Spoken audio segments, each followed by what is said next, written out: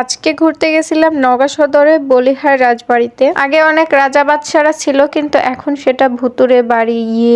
এই ভুতুরে বাড়িতে যেতে আমার তো খুবই ভয় লাগতেছে, মানে দেখতেও যেরকম ভয়ঙ্কর সেরকম ভিতরে ঢুকতেও সেরকম ভয়ঙ্কর। আমার মনে তো প্রচন্ড এক্সাইটমেন্ট। আমি ঘুরতে এসেছি বলিহার রাজবাড়িতে। ভাবা যায় ঐতিহাসিক জায়গাগুলো ঘুরে দেখা ভালো, এতে আপনার মস্তিষ্ক ঠিক থাকবে, মানে ঘুরলে মনটা ভালো থাকে। মন যেমন ফ্রেশ থাকে তেমন সতেজ ও সজাগ থাকে। এই কারণে আপনারা সবাই বেশি বেশি ঘোরার চেষ্টা করবেন। তো চলুন আর কথা না বাড়িয়ে, এই বলিহার রাজবাড়ি কোথায় অবস্থিত আর কিভাবে আপনারা যেতে পারবেন, কতক্ষণ সময় লাগবে নওগাঁ থেকে, সবকিছুই আজকে এই ব্লগে বলবো। বলিহার রাজবাড়ির অবস্থান হচ্ছে নওগাঁ জেলার মহাদেবপুর উপজেলায় অবস্থিত। ওকে, তারপর কিভাবে আপনি যাবেন, সেটা যাবেন হচ্ছে নওগাঁ থেকে যেতে প্রায় 20 কিলোমিটার সময় লাগে। যে কোনো যানবাহনে যেতে পারেন, কারো মোটরসাইকেল থাকলে সে মোটরসাইকেলে ঘুরতে পারবেন, কারো যদি সময় থাকে সে অন্য কোনো ভাবেও যেতে পারবে। বাট আমি গেছিলাম বাসে। আসলে বাসে গেলে ভাড়াও কম লাগবে আর যেতে বেশি সময় লাগবে না, এই কারণে বাসে গেছিলাম। দিন তারপর এটা কিন্তু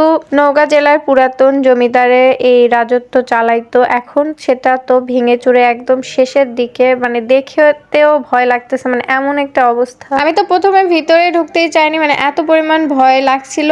আর দেন তারপর আমি ভাবলাম যে না, ভয় করে লাভ নেই, এত দূর থেকে এসেছি, ভিতরে না গেলে কি হয় বলেন তো। এই বলিহার রাজবাড়িটা হচ্ছে 9 চাকার রথ প্রসিদ্ধ ছিল আগে। আর এই বলিহার রাজবাড়ির জমিদাররা অনেক বেশি শিক্ষিত ছিল আমার জানা মতো। আমি যেটুকু জেনেছি, যেটুকু বইয়ে পড়েছি, সেই অনুযায়ী আপনাদের মাঝে আমি শেয়ার করলাম আর বললাম। দেন আমি টমটমে গেছিলাম, একটু ভিতরের দিকে যাওয়া লাগবে এই কারণে। তো টমটম থেকে নামার পর আমি ভুল একটা জায়গায় চলে আসছিলাম, মানে এটা ওই জায়গা না, মানে অনেক ভিতরের দিকে ছিল, ওই যে ওই পাশ দিয়ে যাওয়া লাগবে। যাক, ভালোই লাগলো, ভালোই হইলো। এই তো সুন্দর একটা সিঁড়ি দেখতে পাইছি, আর সিঁড়িতে উঠবো না তা কি কখনো হয়, এই জন্য সেখানে আবার উঠছিলাম। উঠে একটু কে জানি বললাম। যেহেতু আমি আজকে নতুন, সেহেতু আমি খুঁজে পাচ্ছিলাম না। দেন আমি তো দেখতে পেয়েছি, ওই তো সেই রাজবাড়িটা।